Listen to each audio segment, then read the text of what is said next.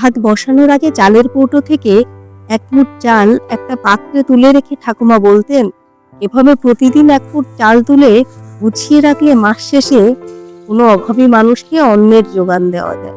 নিজের সংসারে ঠাকুমার অভ্যাসটা জারি রেখেছেন রমা। ওকে যদিও কোনো অভাবী মানুষ খুঁজতে হয়নি। প্রেমিক বিতান বিয়ের আগেই একটা দুর্ঘটনায় পক্ষাঘাতগ্রস্ত হয়ে বিছানাবন্দি। বিতানের যাবতীয় কুণ্ঠাকে অগ্রাহ্য করে ওকে বিয়ে করেছেন রমা। দুই পরিবারের অমত।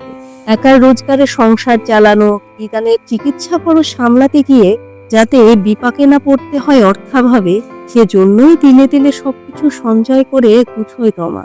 মনের মানুষের সঙ্গে ভালোবাসার সংসারে মেয়েবেলার শিক্ষাটাই কাজে লেগেছে বেশ।